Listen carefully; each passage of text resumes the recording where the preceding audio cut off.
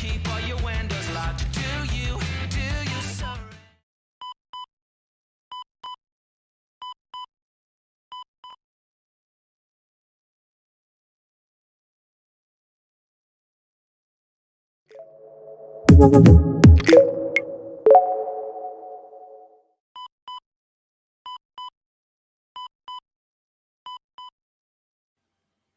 Hello and welcome to PHP Alive and Kicking, brought to you by PHP Architect and made better by our partners at PHPScore. More about them later. This is the podcast that looks at the latest developments within PHP and what it's like to earn a living within PHP today. I'm one of your hosts, Mike Page. I'm a developer at PHP Architect, and my co-host and long-time contributor to the magazine and now fellow team member, Chris Miller. Hello, Chris. Hello, You Mike. are there. How you doing? I'm good. And you? Yeah, I'm good. Today is a live show, so please head over into our Discord. Join us. You can ask any questions, and we'll try our best to answer them. There's the link to Discord. Come over and join us. You don't have to be in there just for the show. We are all in there all week long. There's lots of conversations in and around PHP and just us hanging around chatting with other developers. People from PHP internals are in there all the time, and yeah, so it's a good place to hang out. We also have a YouTube channel, so please head over to that and hit like and subscribe. That'll be helpful, very much so. We also have a magazine, and we have a discount for our listeners. That is Alive 3. That will give you the first 3 months of an annual digital subscription to the magazine. So do please check that out. Lots of brilliant articles in there about all sorts of things to do with PHP and around surrounding technologies that we use. We also have our annual conference, PHP Tech. I do apologise. I'm all bunged up still with a cold, so I'm actually struggling to say everything. Call for speakers is still open. It is open till Friday. So if you want to talk, come over and join us. Please put in your talks. We don't have a link for that, but we can.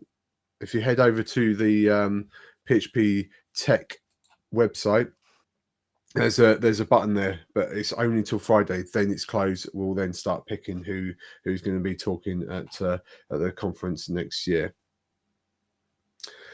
We then have our swag store, I should say, swag store. Head over. The amount of products we've got there, it nearly is a swag store. Well, maybe that's where it came from. But yeah, store.phparch.com. Head over, have a look. T-shirts, caps, cups, mugs, bottles, everything you can think of. Some pretty cool T-shirts there. So I think that's all the things to check off that we need to check off. So without any ado, Chris, do you want to bring in our guest for this evening? I suppose we should. So today we have with us Estelle Gaits. Estelle is a key contributor to Silius, which I'm sure we're going to get into in a bit. So Estelle, we know that you've been listening to our podcast, mainly because you told us about 5 minutes ago you've been listening to the podcast. So you know what the first question is. How did you get into PHP? Yeah, hi. Thank you for having me. So, like I said before, it's a rather long question, so bear with me. So before I used to be a teacher in the UK, like a PGCE, you guys would be familiar with it. So teaching French and Spanish, and I did that for a few years. And with Brexit and so on, I came back to France, and the PGCE is a degree that works everywhere in the whole world apart from France, which is unfortunate.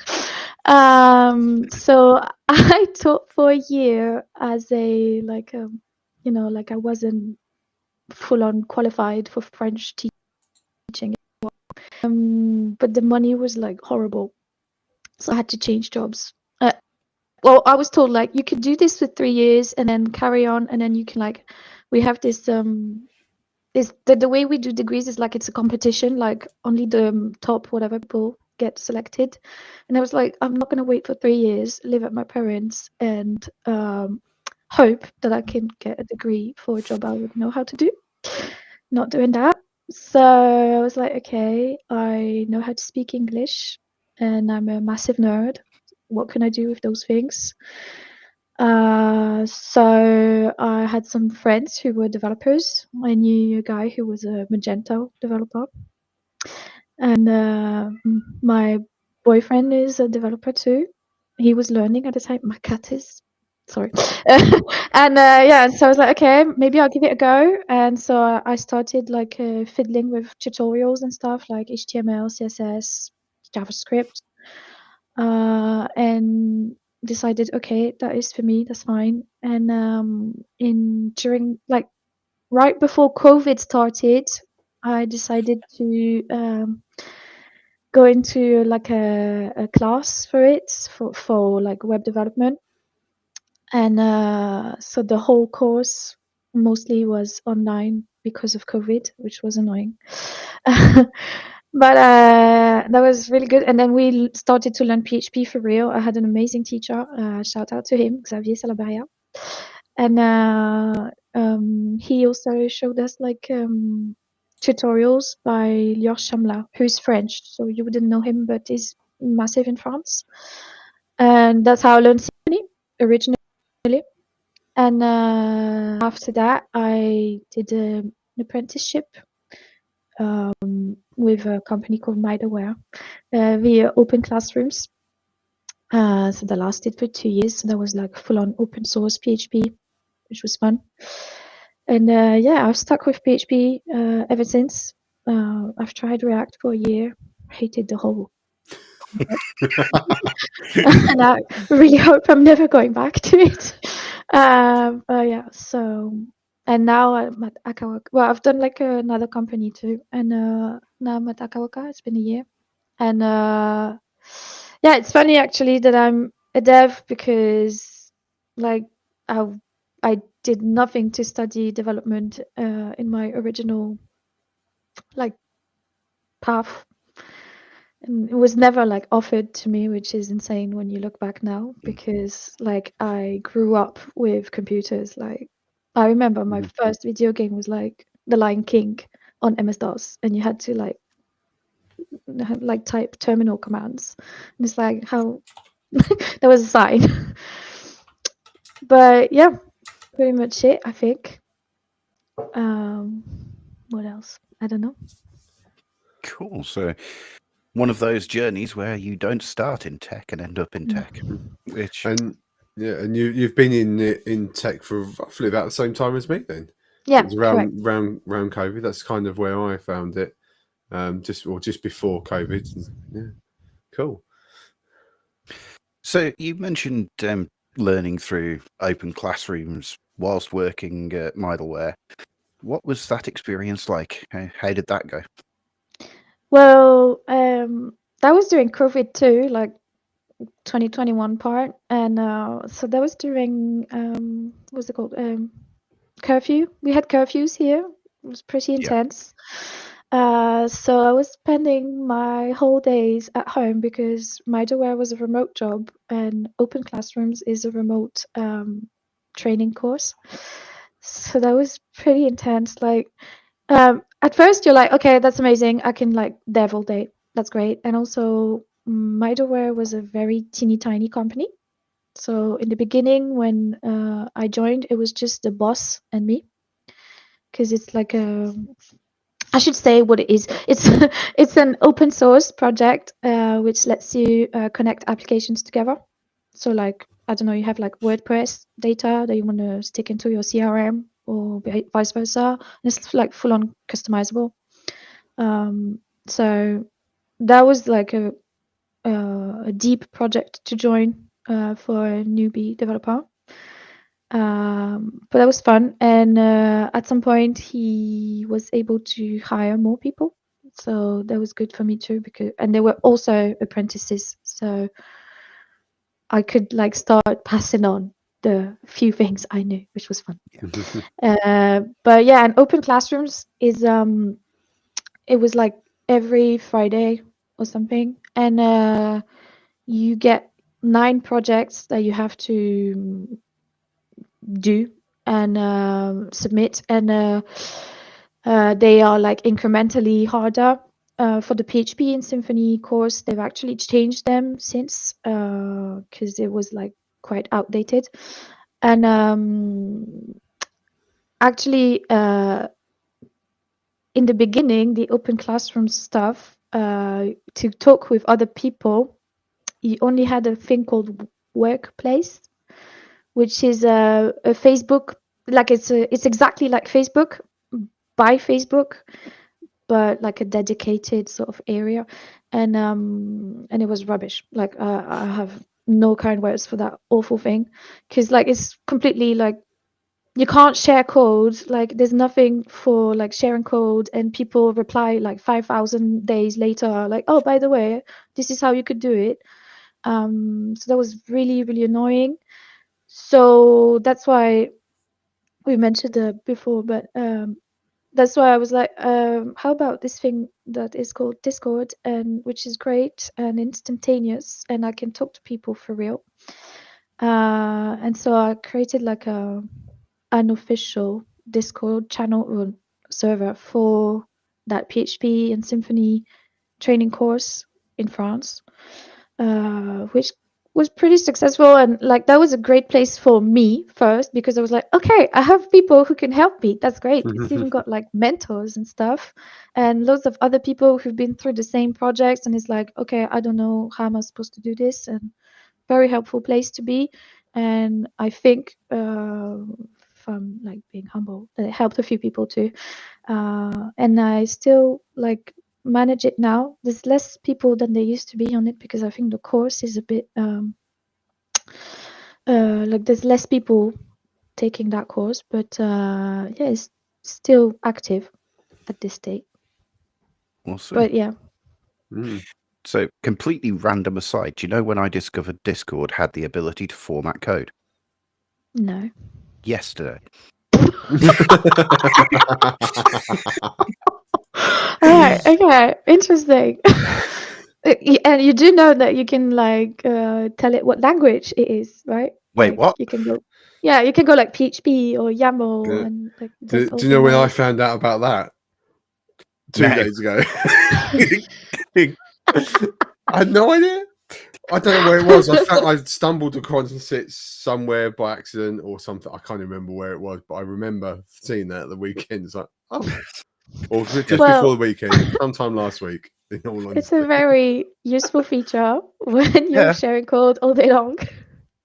I mean, I copy and pasted some code from a config file into a Discord channel, and it just completely messed it up and put in Yeah, all of dots the and headers, and it's like, what is this mess? And somebody just said, you know, you can do backticks, right? Right. How did I not know this? bless your heart.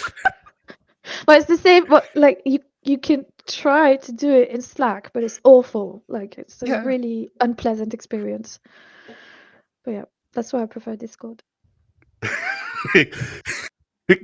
One of our colleagues just BRB creating a lunch and learn about Discord. To be honest, like my company is on Discord. Like our whole like colleague stuff is on Discord. I think it's great. I don't have any like you know what's it called, shares in Discord, but it's better. See, I'm impressed with the idea of Joe trying to find a time where we're all on the same lunch. Oh. We- Thanks, so. we have people in our company that work from UK time all the way to about 12 hours behind UK time. Where is 12 hours behind? Like California? Tokyo, not Tokyo. Oh, the other way. Okay. Yeah, the other way. So we got people in America, all from all over America, all across America. Then it's us, and then we've got one colleague that's in somewhere in over that way. Can't remember. I have to ask him every time where it is he lives now because I can never remember. So I'm half expecting Joe to tell us, which is why we're just sort of oh, yeah. stalling for a There minute. you go. He's typing it in the chat now. He's typing it. He's like, Oh, there you go. Taiwan. John got in there Taiwan. first. Taiwan. Okay. John got in there first. Taiwan. That's where it is. We were close. I mean, well, yeah, I mean, it's the right. It's somewhere vicinity. east. Yeah, over there somewhere. Oh, no, okay. Taipei. Oh, we'll leave John and Joe to Right. that point. By the end of this, we'll know which one it is. Yes, but he is 8 hours ahead of us, and like the bosses, Eric and John are 8 hours behind us. So it's we span. So you're right in the middle, basically. We are right in the middle. Yeah, we are right in the middle. So well, up until about 3 months ago. 3 months ago, I was the only employee in the UK, and then Chris joined us about 3 months ago. So I have someone to talk to that doesn't try to spell words wrong and gets confused with time zones. Yes, I am writing that patch for CSS so that color is spelled correctly. Oh my God, yes. I vote for you. Okay. Go. Now I actually will do Civilization it. Right. Well, on that note, I think we should go and hear from our partners, PHPScore, and we'll be right back after this. Thank you to our partners at PHPScore.com.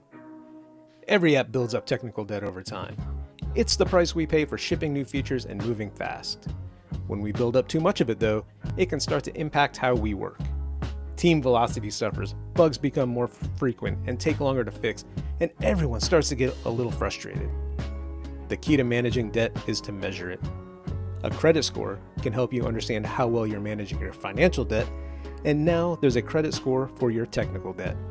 Go to phpscore.com to get a free technical debt score and monitoring for all of your PHP applications today. Thank you, PHPScore.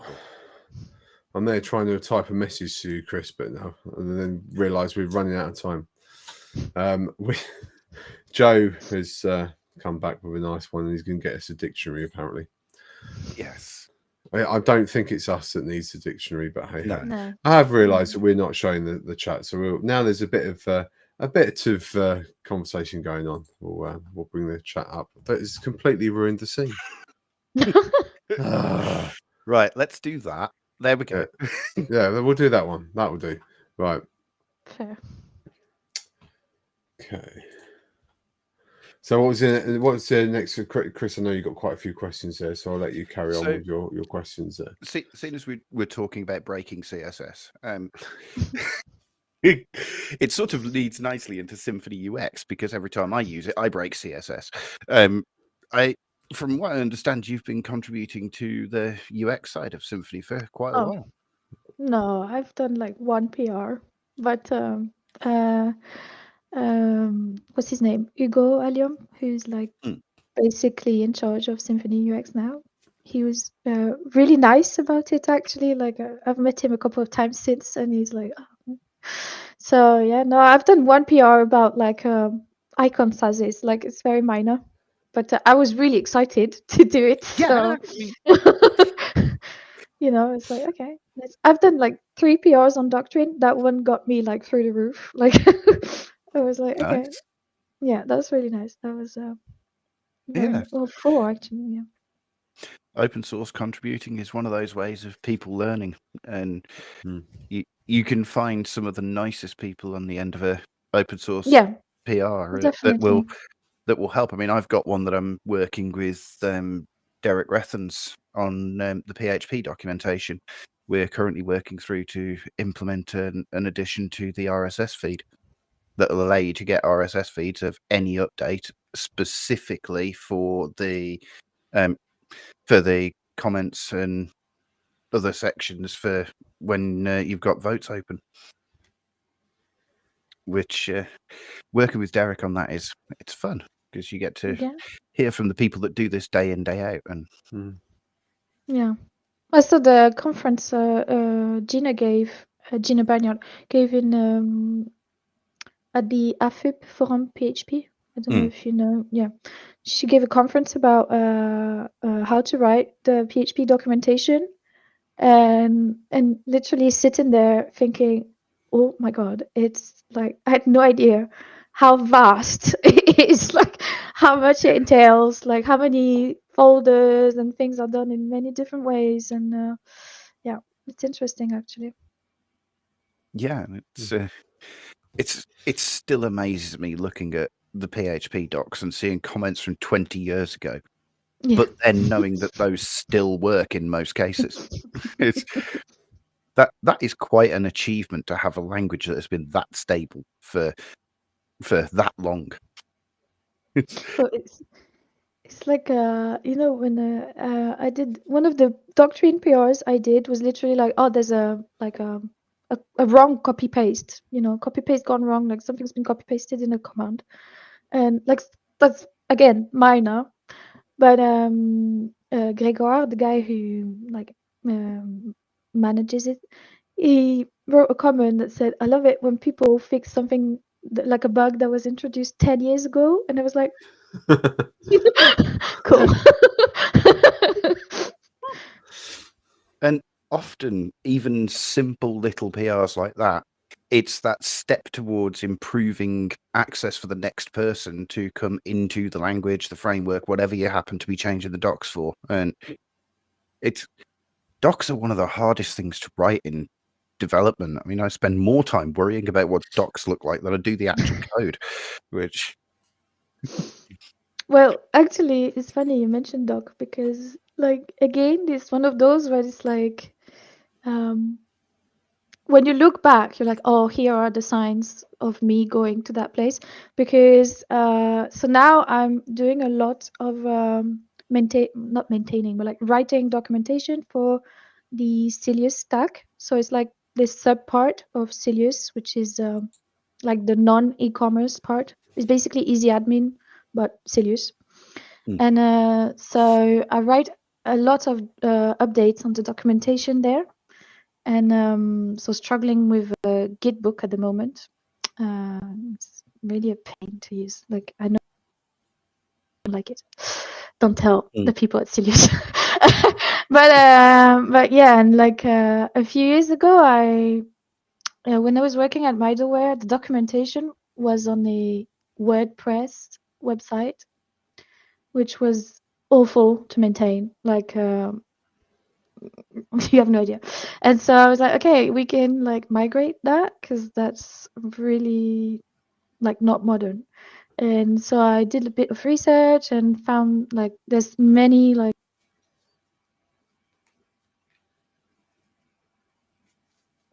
And that's a convenient point for Estelle to drop off. We've lost Estelle for a moment. Yes. yeah, I basically think she might be back. Is Estelle back? Do we have her? We- There we we go. have back. Yeah. Hey, We when lost did you you there leave? for a second. Yeah, so I don't know when though. Categoric proof that we're live. So we Yeah, I lost don't know. you just after you were getting annoyed with WordPress, which is the point Yeah, we lose right. most people. So basically, yeah, I migrated the documentation to Doxified.js.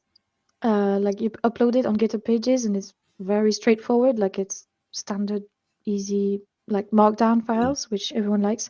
And so I made a like online conference about that, and it's like that was like years ago, and when I was like still a baby dev talking about documentation, and it's like that was actually foreshadowing for later. You often find that you early on you'll get glimpses of what the area is that you like and work in, and it's quite interesting that a lot of devs talk about that, of how they played with things in their early days and then come back to it later. Mm-mm. So one area that you talk about a lot is the Cilius grid. Now, I don't actually know what Cilius grid is because I haven't had a chance to watch one yet. Right. So basically, Cilius is like the e-commerce framework that's built on top of Symfony. Mhm. And like if you want at the center of it, there's grids and resources. So resources will take care of your routing, operations, stuff like that, and it can be used to be your data model. And grids is the way you arrange things on an index view. So like in an admin panel, you have like the list of things. I don't know, like books. You have all of your books. It's like a table, and that's the grid. And the grid definition lets you like choose which fields you want to show. If you want to add filters, if you want to do sorting, all those things. So that's the grid, and it's like a autonomous bundle. It doesn't have to be in a Cilius project. That's awesome. Mm. Yeah. I now for have about hours- 500 uses for that. Yeah. And like coming from someone who's done easy admin before in her early days, that was hard. Well, not hard. Like it's easy to get into, and it's fun, and it goes really fast. And then once you want to do something a bit like customizable and stuff, it's like, ugh, help. So and the grids now is still experimental. We haven't like done that yet, but we're working with Loïc Frémont, who's like the maintainer of the Cilius stack, and like my absolute sensei. He's initiated like a way to make the grid a UX component, like a live component. The grids and the filters.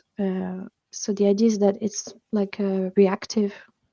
So it's still a POC, but we've presented it at CiliusCon last week, and it's gonna come out soon. We've had already like one person who wants to help on the project too, so that's cool.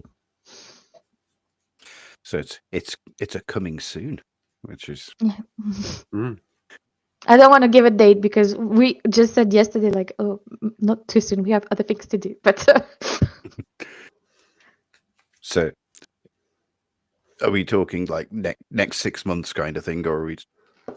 I have no idea. That's Fair enough. I just wanted a vague idea if you were talking like no, years like time or... hopefully, but we have many things to do, like in our backlog. Yeah. And for me, a lot of documentation in my backlog. So Yes. So, I'm sure there's going to be other people that haven't yet used Cilius out there. Why don't you give us an overview of how it works? What's unique about Cilius? Well, it's funny because actually, I'm a Cilius key contributor, and Cilius is an e-commerce framework, and I've never done e-commerce. So, like the whole, yeah. So the whole e-commerce part, I like know from a distance, like from the demo apps and the test applications. I know they've just released a new B2B demo, like recently. But originally, it's like it's this e-commerce framework, and you can do B2C, B2B, and all of the B2 some things. And it's supposed to be like how to like with quality at heart, like to mimic what Symfony does in terms of developer experience. So if you know Symfony, you shouldn't be lost on Cilius. Point in case, like I didn't know Cilius until like a year ago. I'd heard about it from Lucas Crucial, but that was like a random encounter.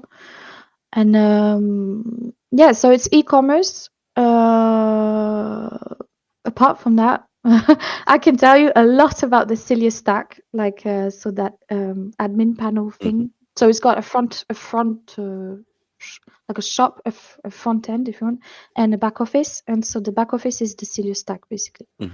And so yeah, I don't know. Yeah. What else I can talk about?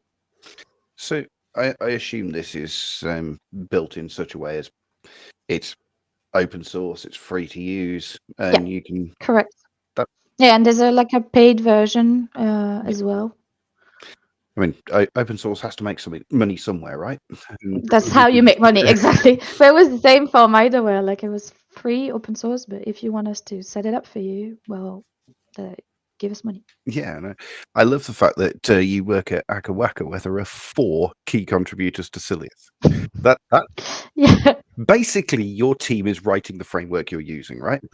Yes, that's true. And actually, my 2 other colleagues would know a lot more about the e-commerce part than I do. So Florian and Valentin.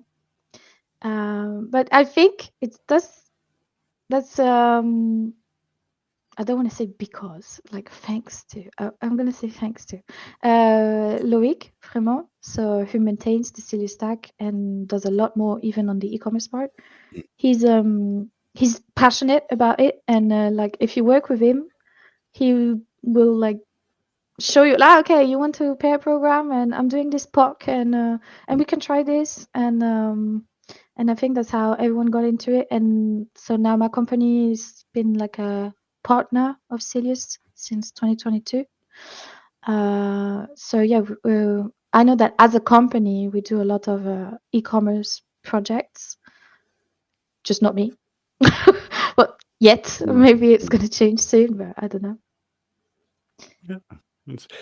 It's interesting that companies will support what keeps them open, and I think that is so important, especially in an industry like ours. I mean, you have the Laravel partnership program, you have the Symphony partnership program, Silius partnership program, and companies that are literally making money off somebody else's work are giving back to the company in the first place, and it's incredible to look at companies making money and then taking time for open source as well. It's I mean, like, I'm not going to talk for my bosses, but I think it's an investment, like, you actually make a living from this, might as well make it so that it carries on helping you. And I actually, like, that's like one of the reasons, not for the sponsorship stuff, but for like the whole open source contributions, involvement in conferences. That's why I joined the company. I really loved their attitude towards open source. And like, for instance, the way I was able to go to my first conferences, the API platform one was because someone gave me a ticket. And then the second one was Forum PHP in Disneyland, which Akawaka at the time was running a Twitter contest saying, we have 2 tickets to give away, and if you're like a woman, we're happy to give it to you. And I was like, hey, that's me. Happy to take it. And so, yeah, and then I was able to go, I was able to meet with them, and we talked, and it's like, they're sponsors of these events. They have a lot of people who are speakers at these events, and they really encourage you to like explore. And yeah, that's something I really enjoy. Like, and I don't understand why like massive companies don't do it more. Like, the huge ones should definitely be doing more. I totally agree. And it's one of the aspects that I know does get talked about quite regularly is how can we get more support for what makes this possible? And I mean, we are very similar in that we will regularly have speakers out there talking about the things that we're doing, but none of that would be possible without the open source work that we've built up on. And we've had it was only not last week, the week before, we had Nuno, one of the core contributors, was on the other podcast for PHP Architect, and we'll do everything we can to help out as a company to just raise the profile. And I mean, let's be honest, Laravel probably has a bigger profile than PHP Architect, but Yeah. Yeah, but Shocking news. yeah, I mean, I'm very similar like yourself. My first conference, well, my first conference was PHP Tech, which I was flown out to work on because I was working for the company. But I've been to other conferences here in the UK through PHP Architect. They've sent me to go and I think you might have upset the boss. So yeah, it was for me. It was through the company. I wouldn't have been able to go to any of these without the support from Eric and John. I mean, that is actually true. Yeah, it is, and we are trying to. Isn't that like a boomer take or something like No, that? John is actually our boss. I know, but like, I've been here for longer. Yeah, fair point. Yep. Okay. That's it. The show's just breaking down now. Right. Going back. So yeah, I agree. When companies are earning a living through certain technologies and certain things, you've got to support it, else it will just go away eventually. If there's no support, we're in the unique position.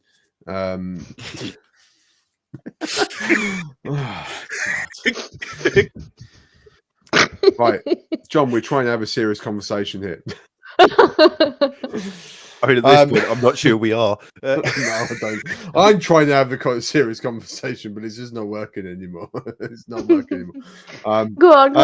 I can't even remember what I was saying anymore. I can't remember. So let's move on. What was the next question, Grace? Because I can't remember what I was saying.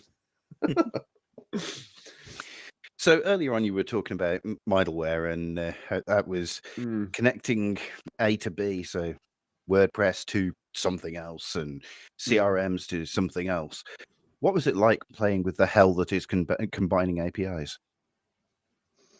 Well, that was something. Actually, some of them are pretty okay. Like WordPress was fine. The WooCommerce stuff was okay, and Sending Blue was a lot more annoying. So yeah, like I have like some traumatic memories from PrestaShop actually, I think, and it really depends on the API you want to connect. But I think the huge pain point for me, and it's like this is how you start a company and stuff, and then a lot of things pile up and it becomes legacy. The main issue was like the 3,000 lines controllers and like having to untangle all of that. It was like a really mixed kind of code. Like it had like things all over the place. So as a newbie, it's like whoa.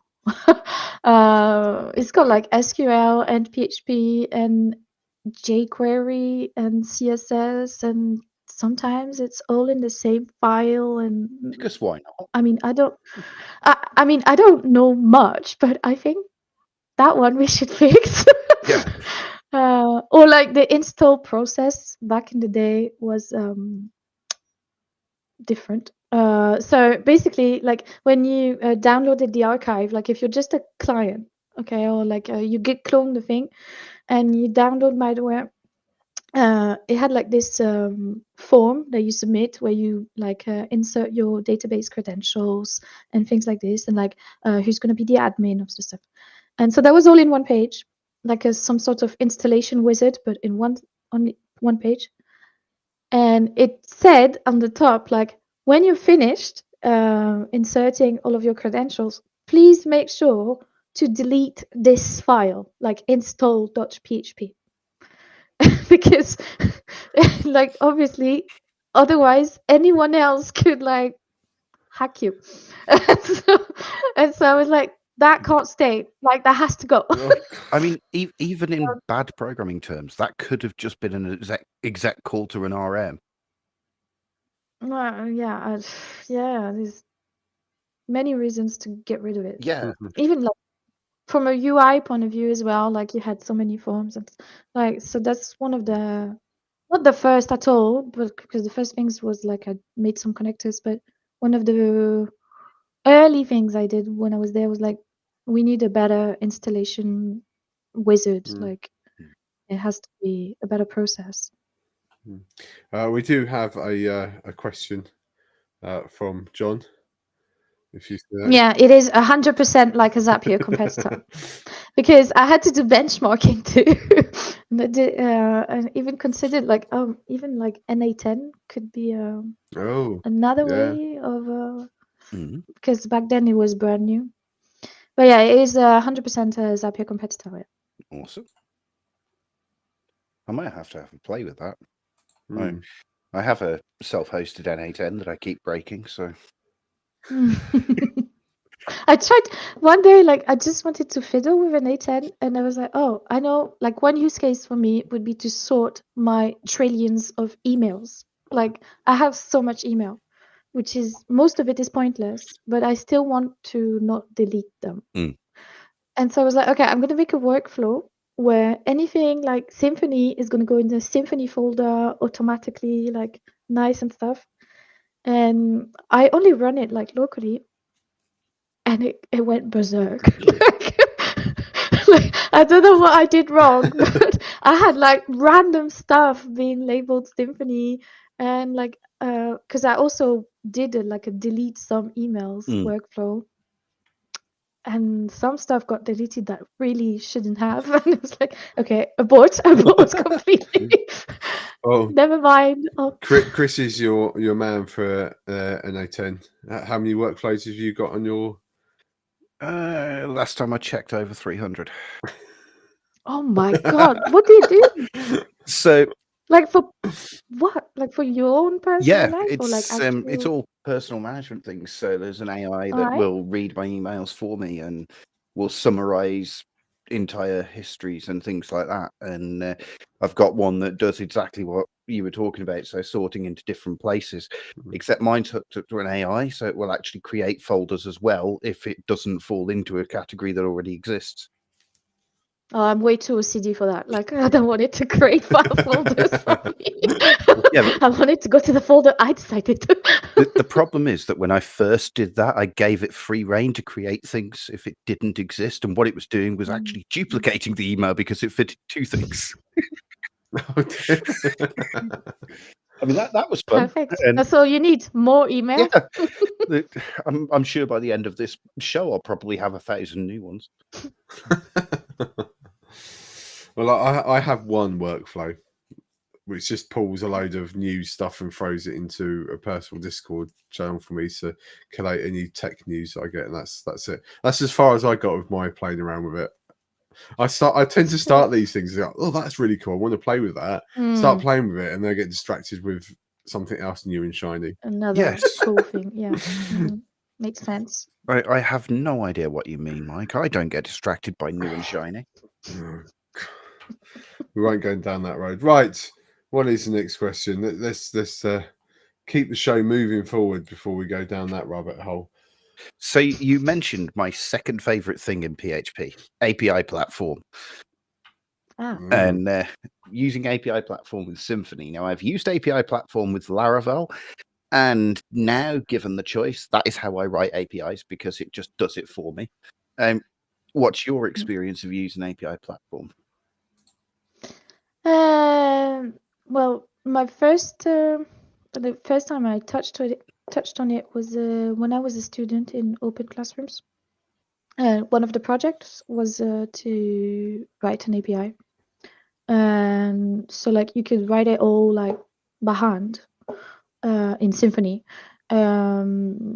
or you could use API platform. And like I had I like seen some tutorials and stuff, and I was like, that thing does everything for you. Like, why wouldn't one? Like, I'm a lazy human. Like, definitely gonna use that. And yeah, it's like very, very intuitive, Mm. and I really like it. And I haven't like. I think I've used it in another project, but yeah, in middleware at some point. Mm. Yeah, I think so. So that was a few years ago, so I forget. But yeah, I really enjoy it, and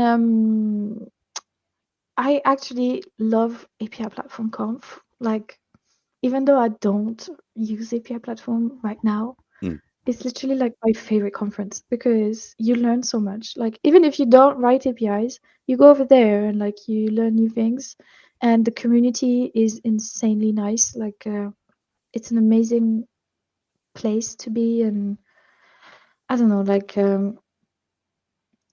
it's different from like if you go to Forum PHP, which is all PHP, but it's very much Symfony. But I don't know, like the mood over there is better. And yeah, like I think what Kevin and Antoine are doing is insane. Like I don't know how they have time to do all of this, like Mercure and Vulkan and Franken PHP and all this stuff.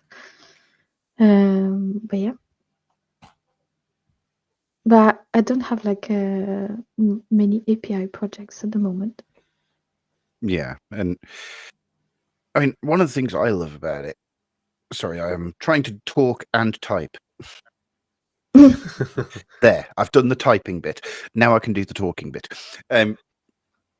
The one of the things I really love about it is in Laravel, you can literally go from the most basic of YAML files with Laravel Blueprint Mm-mm.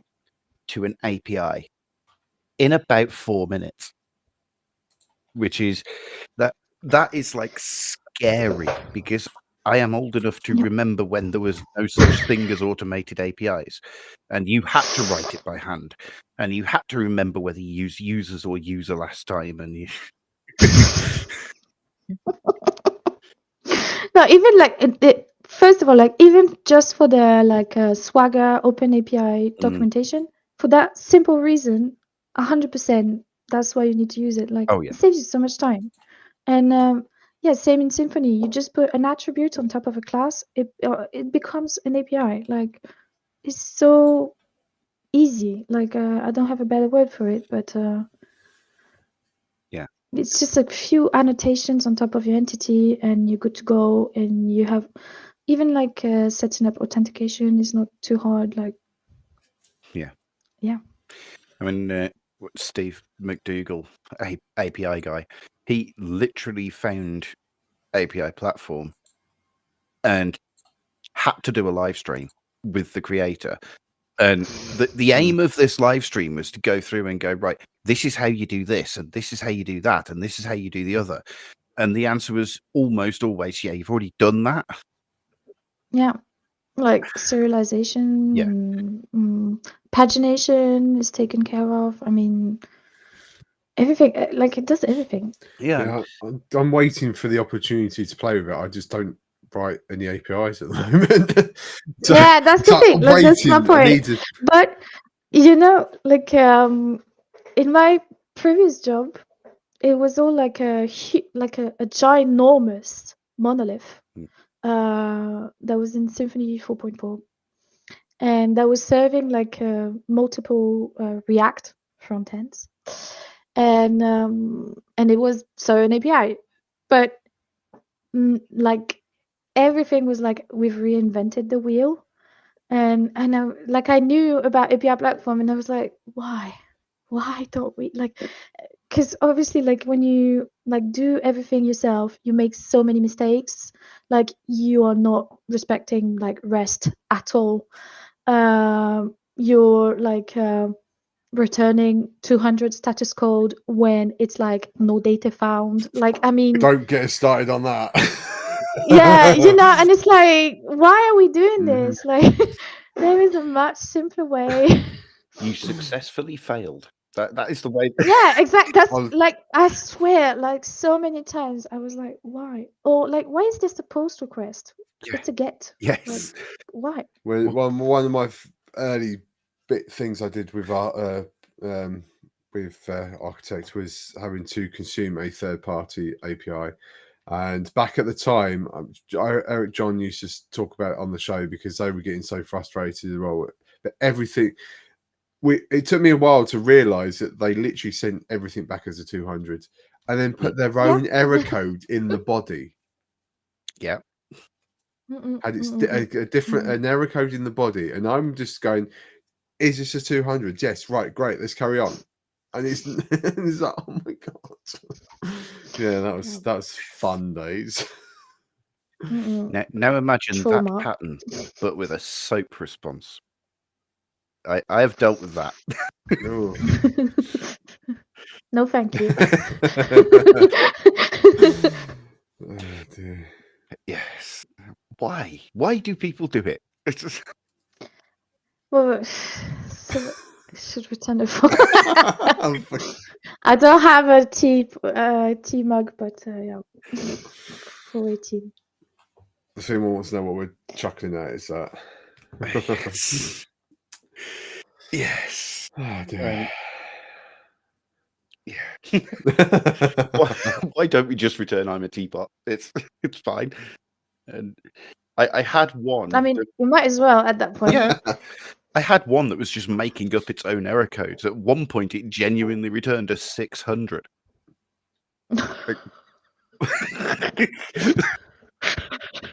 Okay, fair enough. I don't even know what it was supposed to be. It wasn't like it was a typo for a 500. It was a genuine 600 that had meaning to that API. They didn't actually document what that meaning was. No. Oh, talking of which, one of those, like, looking back, you should have known. One of those things I was told in my old company, when you're like, this is like a nightmare. It's so huge. Like, I don't understand your code. Please help. And maybe like write a bit of documentation. And I was told, Estelle, the code is self-explanatory. And like to this day, that is a running gag for like an ex-colleague of mine and me, because it's like, no, it's not. Like, if I don't understand a single thing that it does, it really isn't, especially if it's in like broken English, because we're French. Please don't do that and write documentation, and don't like try to invent vocabulary that does not exist. Yes. I mean, I have given literal talks on clean code and writing code that is self-documenting, but I will always put in there that you document the why of why does that work? Why is that there? And so many people misunderstand as don't write documentation. That's not what I said. It's not about not writing documentation. It's about writing the right documentation. I mean, if I've got a function that takes in two numbers and adds them together, it's not going to add anything to put obviously. to put a piece of documentation that says it takes in two numbers and adds them together. But if it's a 5,000 line controller that does a lot of things, please write me some comments. At least tell me what it does. Yeah. Like, or it's supposed to do as well. Yeah. Because there's that, Yeah, this is what we think it does. Yeah. If you're saying that in the scenarios, anyone's consuming that that code that can't understand it, but then it's also yourself 5 years later, you can't understand your own code and remember what it's supposed to do either. If you don't leave something behind. I have been there a few times. Going back at early code, I went, I don't know what this is. I think I agree with Me Too here. This is a great idea. We need to write it down. It needs the dog. Yes. It's missing the dog. That is actually a genius idea. Yeah, error code 200, meaning this is fine. The servers are not on fire yet. Somehow we're already at 56 minutes, which is cool. Yeah, we are. And I'm trying to see where the long list of questions, and I can't see where we're up to now. So that's because we've been jumping around because we keep asking different things. And I can't keep up with you today. Can't keep up. Not today. It could be worse. John could be talking about people on his lawn. No, I think he's gone away to do some real work. So in amongst that, you also mentioned that you've been using Symfony all the way back in 4. I think you even started a bit earlier than that as well, didn't you? Yeah, on 3. Yeah. Yeah. Oh. Yeah, my very first actually, yeah, my doorway was Symfony 3.3 Mhm. when I joined, and at the time he hired someone to initiate the migration to Symfony 4, and I helped a bit on that, but that was again steep road, and yeah, did a lot on 4.4. Then migrated my doorway to 5.4, then 6, obviously. And then that's when I tried to add easy admin to it for 6 months. But then front end got the better of me. But looking back, it was an insane project. Like, I mean, I was an apprentice trying to migrate a whole front end project with no tests. It was a tough task. But yeah, still on Symfony today, and like actually today was like they released the beta for 7.4, I think, and 8 obviously. Yeah, which again is one of those frameworks that's been around forever, is stable. I mean, honestly, if you look at the history, It's 20 years this year. Yeah, and Laravel wouldn't exist without Symfony. It's amazing to look back at that. And John is trying to work, but he's finding this an interesting podcast, which is always helpful. And one of the other questions that I sort of thought about in the middle of this was on LinkedIn, you'd mentioned that you work with DDD, CQRS, and TDD, which is a lot of Ds in one sentence. Even BDD. Yes. I gave a talk on DDD, and that was a fun talk to give, trying to explain DDD to somebody. But DDD with CQRS and TDD, that's a talk I want to see. When are you submitting it to our conference?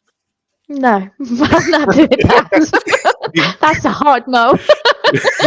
we tried, John. We tried.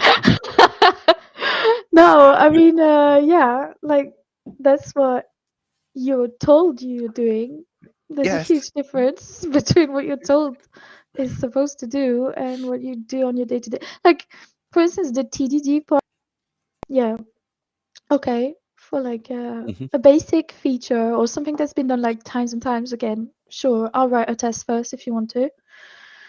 But that's not how I think in real life. Like, I need to like open my browser and see a beautiful exception page before I try to fix it. Like, it is some sort of TDD, I guess. I don't know, but yeah, like that's like you obviously want to start visualizing things before thinking about testing them. Like, I know this is controversial and no beef with people who love TDD, but that's not like I can't function like that. I will write a test, no problem, of course, but at the end, like once it's actually working. Yeah. But the whole like DDD and CQRS, is crying. But like, yeah, DDD and CQRS, yeah, again, like people put a lot of meaning into DDD. Like, for many people, it just means like hexagonal architecture. And like, for instance, like, again, like I've done that before when it's like, okay, you're telling me we do DDD. I've never heard about it. So I'm going to go and find out about it and read the blue book and like read about everything that's like domain-driven design. And it's like, okay, ubiquitous language. Okay. What does that mean? It means that like we need to understand each other and communicate with the users, which seems pretty fair, like rational. And then you realize that you're told, oh, that's nice. You go and say hello to people in their offices. They really enjoy that, you know? And it's like, what? Like, yeah, you're supposed to speak with the people that you're going to dev stuff for. Like, So like you join a company of like developers who don't talk to other staff members, and that's interesting to see. Like I don't know, like so many times it's like we used to make up words for like because it was like a intellectual property companies, and intellectual property is a extremely boring, b actually has this huge domain language, like it's very specific, and in French it's even more specific because it's different, and like we would make up words in English to try to encapsulate what the users were talking about.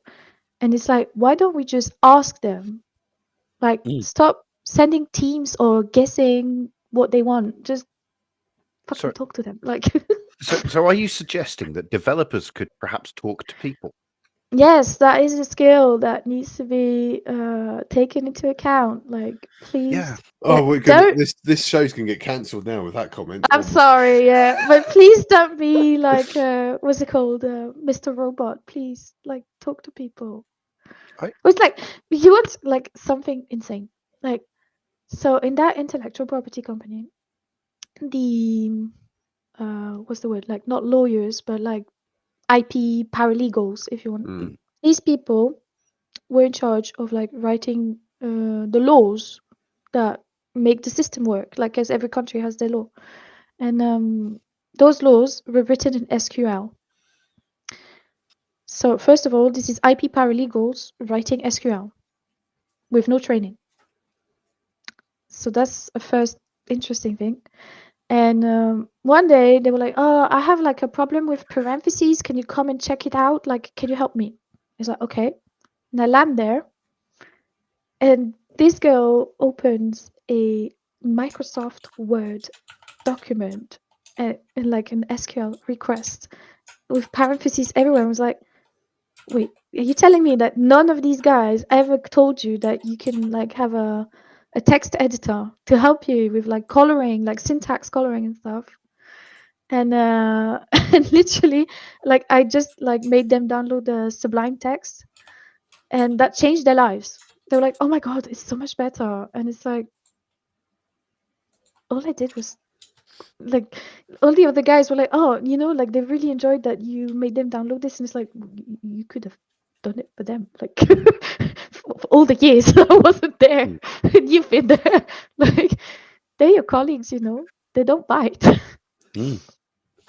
I actually have given many talks at varying different conferences, and one of the things that I repeat over and over and over is just talk to people. Yep.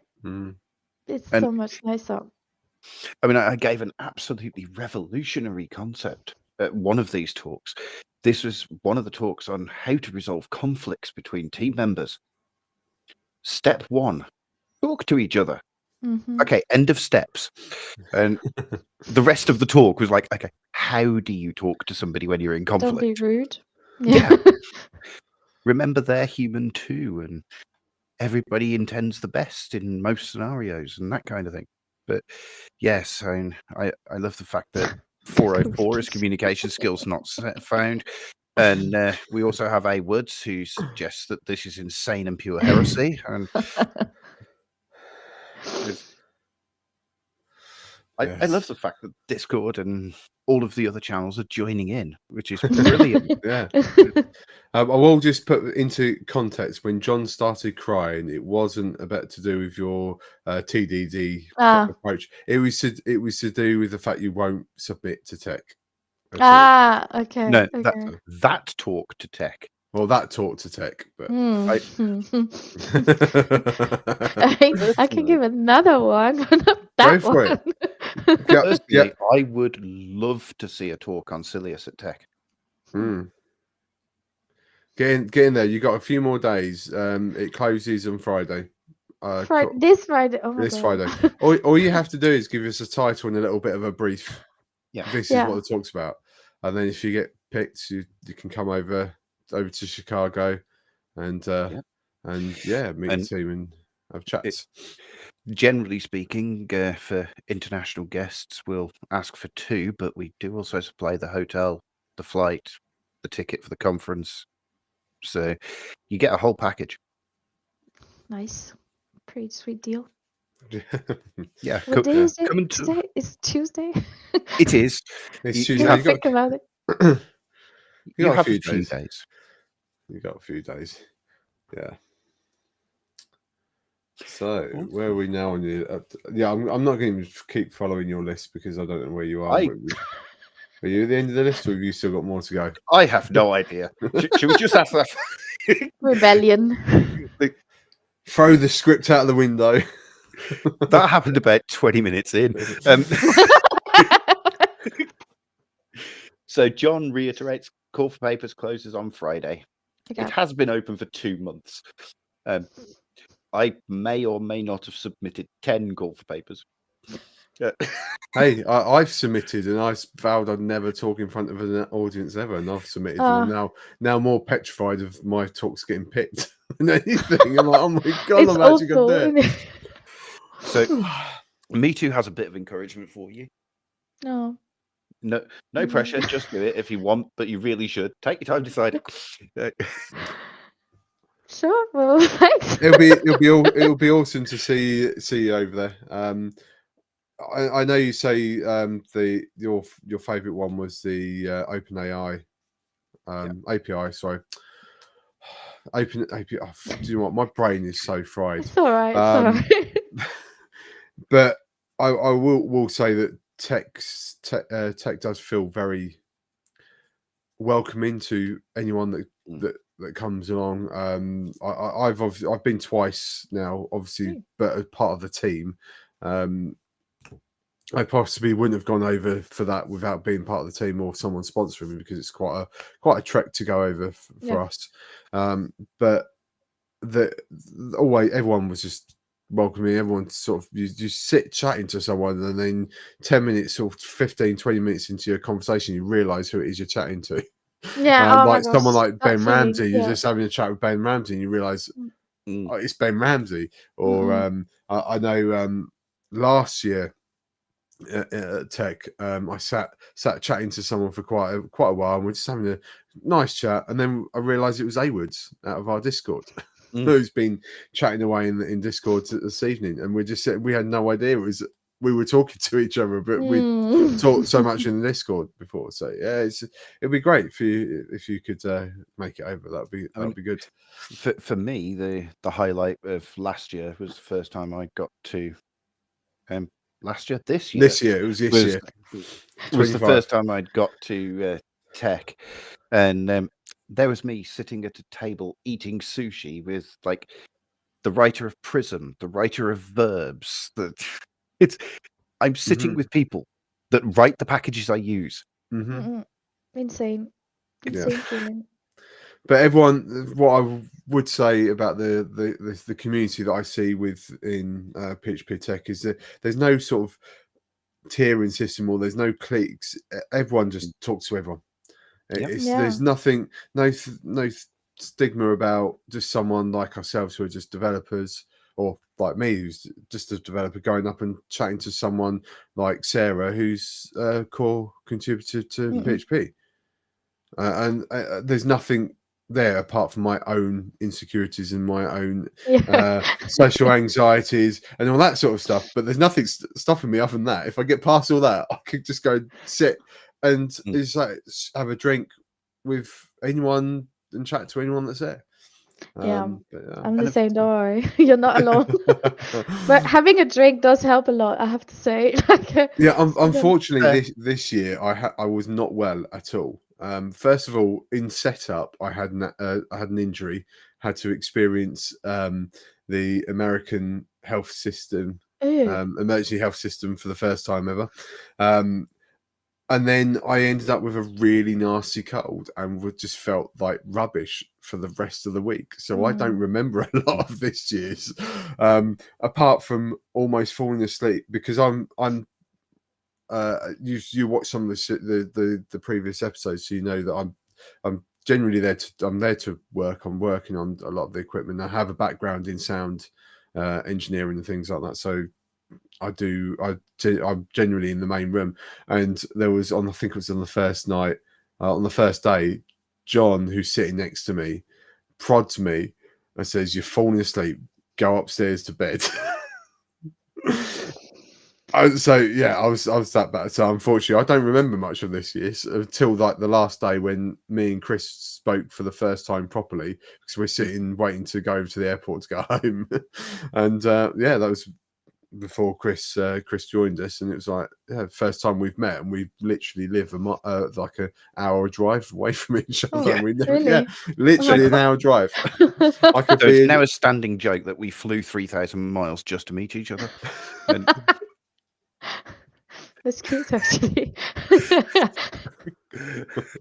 yeah. So yeah. Anyway, I'm not That's- putting that one on screen for obvious reasons, but that is funny. the comment. Yeah. Yeah, well, less said. Let's not go down that road. Anyway, so I think we're pretty much coming to the end. We're running a little bit longer than what we try and aim for. So thank you very, very much Yes. for your time this evening. I don't want to keep you too long. But one of the questions I like to ask, sort of to wrap things up, is we all work in this world of PHP. We're trying to say that PHP is still alive and kicking, hence the name of the show.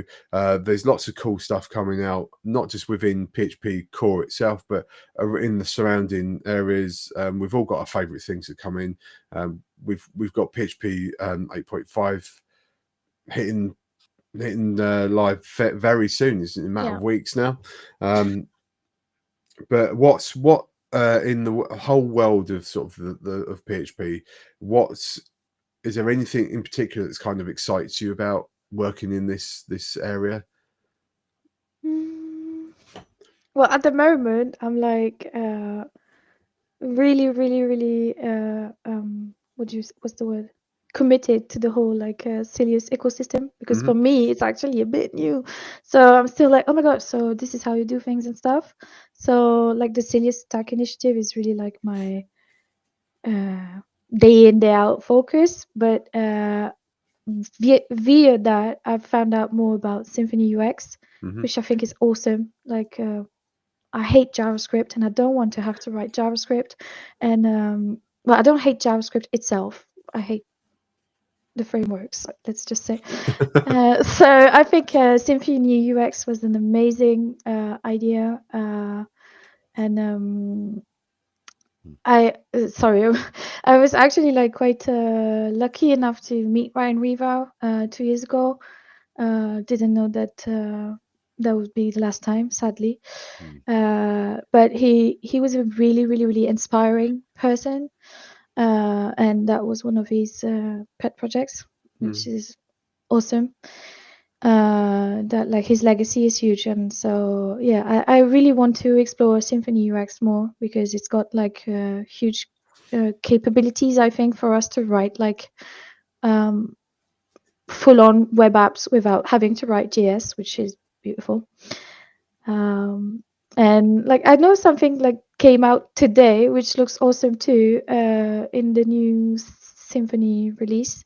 It's this thing called the form flow, which is like on top of Symfony form, and lets you like have like a whole again a multi kind of forms that you can chain, which looks pretty neat.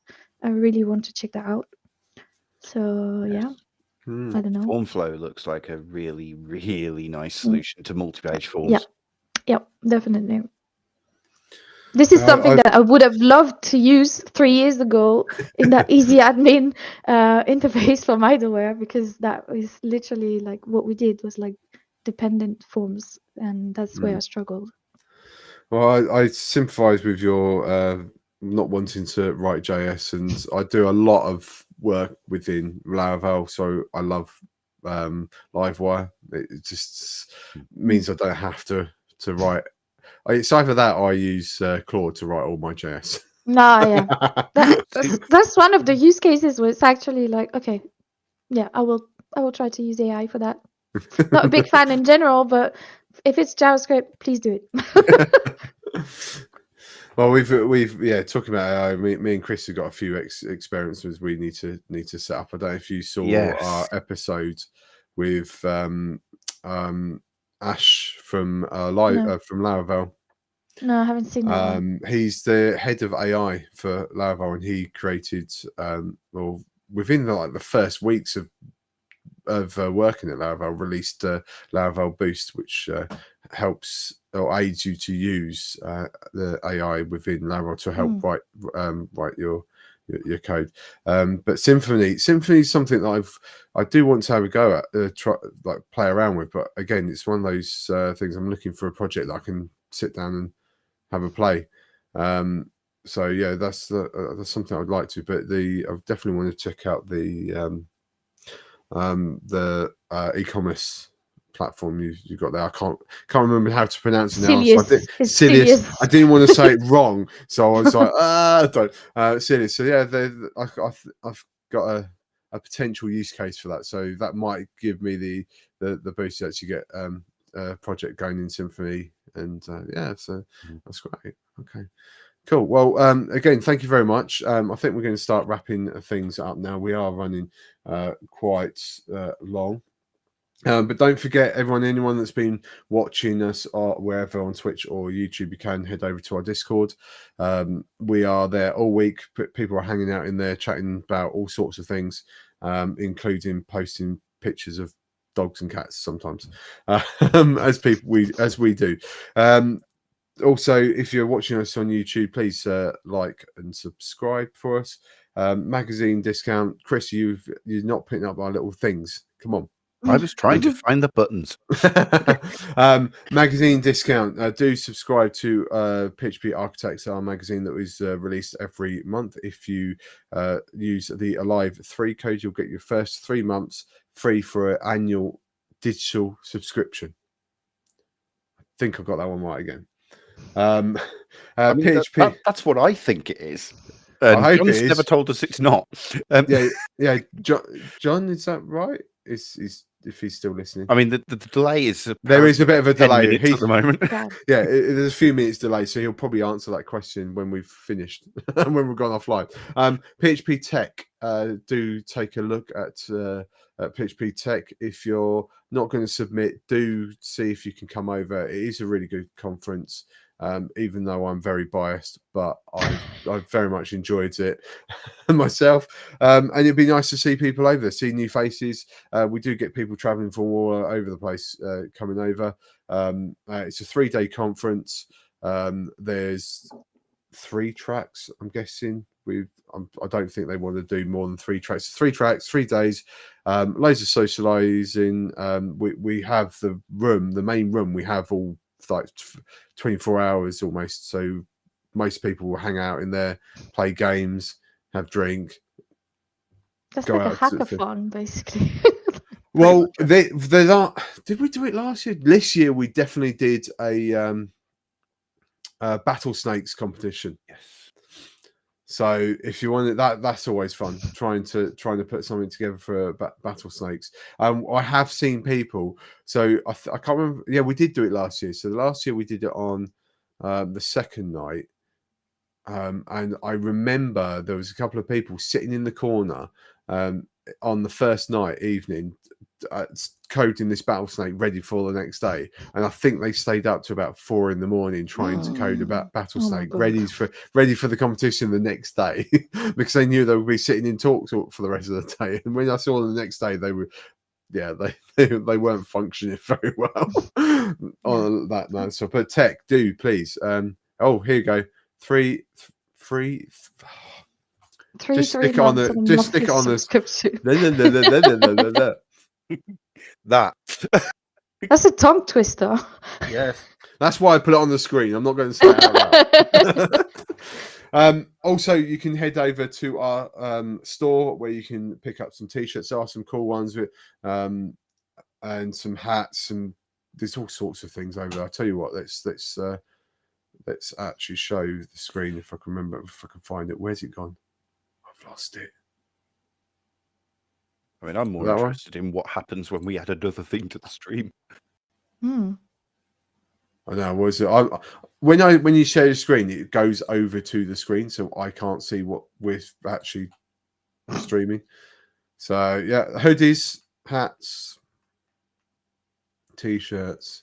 Have we sold out of my favourite one yet? No, we haven't. Sweet. Well, that's my favourite. Yeah. That's actually the cover of one of our magazines. Oh. That ink block. Oh, flipping it, Chris. You take over. It's an I'm going to bed. It's an elephant. From our magazine edition, The Psychology of a Developer. Yes, that's the one. And then some mugs and stuff. Yeah. The only thing that isn't in there is the elephants because they sold out pretty much instantly. Yes, we have no elephants left. What do they look like? Look, Have you got one? You got one? That. Oh, you. Oh, wait, you're tiny for me. I can't see. There you go. Very cute. Yeah, that was for this year's tech. Yeah, because I've just started in the trafficking business of. Well, I can see in the background you've got Yeah. quite a few out there. I used to have only 2, and I've moved to 8 Oh. so very rapidly. I mean, Yes. it is kind of compulsory. And my Mhm. first elephant was actually given to me by Jim. And Oh. Is it a bondage one? No. I do I have want a the bondage one. I'm so My gutted first that I one. forgot to ask him. Laravel, okay. The original nice. Laravel one. Nice. But yes, I do But have I the need Vonage one. to bully Jim into giving me a Vonage one. I'm talking to him tomorrow. I shall bully him for you. Thank you. It's not what you know; it's who you know. Exactly. Okay, so where am I with swag? I've done swag. Oh, that's it. It is. That's everything. I've mean- ticked all the boxes. I've said everything I'm supposed to say. I think. So on a day where you're feeling ill, we've managed to do an episode which is 1.5 times longer than normal. Sorry. I'm really sorry. It's okay. It's great. It looks like everyone had a good time watching and listening. So thank you very much for your time Oh, thank you for having me. today. And yeah, we'll just have to have you back next year. Yeah. We'll talk Let's about other go. stuff. Nice. Yeah. And hopefully we might see you at Tech next year. We'll Well, see. I need to get a few things done before Friday, apparently. Yeah, well, Chris will send you the link to where you need to submit your talk. Fair I'll be enough. looking forward to seeing it when we go. Well, the next stages after is we have to go through them all and score them all, but we don't know who's giving the talks. We only see the title and a bit of the description of what the talk's about, and then it goes on to Eric and John who puts the program together. So yeah, well, it'll be good if you can. It'll be nice to see you over. Right. Fingers crossed. Thank you very much, everyone, for spending your time with us. I've nearly said evening, but I know there's a lot of people over the water that it's not quite evening yet for you guys. But thank you very much, and we'll see. Oh, we got one coming out on Friday, Chris. Thursday. Friday. Friday. No. We only did Thursday last week because John and Eric were on Longhorn and didn't do an episode, so we got one on Friday. So we will see. Well, it will be obviously it's a pre-recorded, so we'll see you on Friday with a pre-recorded, and then are we live next week as well? So You've got the schedule. I've not brought the schedule up. So yeah. So on Halloween we have Jasper Willems from the Laravel certification, and then next week we have an interesting guest who. Bert de Swaff, who did a video on making a game in Laravel. Okay. Yes. And A Woods has helped us with the direct link to Sessionize. Let me click you it. got no I clicked. excuse now. I clicked. You clicked. Good, Awesome. good. At this point, if you don't submit, I will submit for you. Wow. Okay.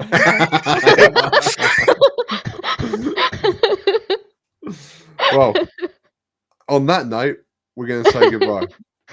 Well, Thank you so very much. I had a blast. I think we definitely have to show that one. Wow. Do you know what? I'll be honest. I have actually thought about doing a. That's one of the subjects I considered once, was a talk on the status codes and Status codes? what they are supposed to be. Because after the ordeal I had with one of these, yeah, it's always good fun. And I have a personal project where I'm consuming an API, and it's not the greatest thing in the world. Chris knows, because he's helped me try to get that code a bit more robust and make sure I'm actually thinking of every single scenario that could go wrong, and probably will go wrong at some point. But anyway, thank you very much everyone for joining in the chat. This is what, the fourth time I'm trying to say good night. Yep. Yeah, right. Good night, everyone.